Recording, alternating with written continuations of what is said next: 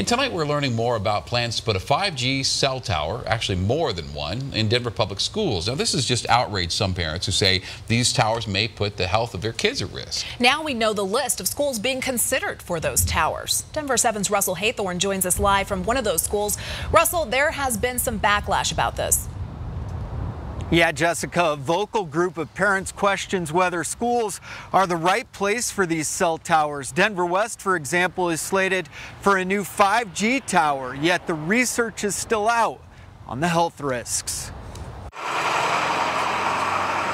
As the buses roll out after summer school, there's a rollout of a different kind, causing a stir among some parents. My feeling is that they should not, at a minimum, go on top of public schools, period. Parent Batya Steppelman is talking about cell phone towers. While they have existed for years on top of schools like Barnum Elementary and Denver School of the Arts, an agreement between DPS and telecom giants like Verizon and T-Mobile would expand the number of towers, and that plan is meeting fierce resistance. There are no FCC studies about the impacts from radiation. I don't see why we need to bathe our kids in radiation. This is a list of the Denver public schools being considered for new 5G towers, roughly 30 schools total. 5G is fifth-generation cell technology that provides lightning-quick wireless, among other things.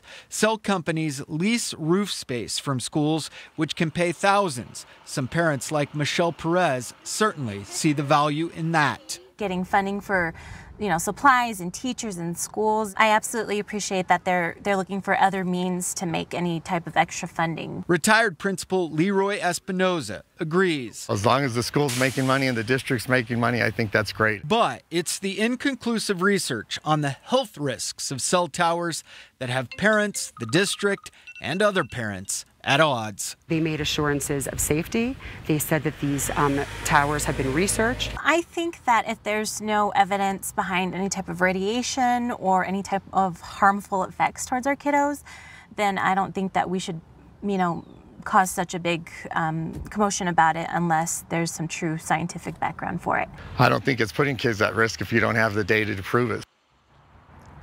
At this time, the American Cancer Society's position is that radio frequency waves from cell towers are not enough to break chemical bonds in DNA molecules which lead to cancer. Unlike X-rays and ultraviolet rays, we'll of course continue to follow this story as it develops. For now, we're live in Denver. Russell Haythorne, Denver 7. Thank you, Russell.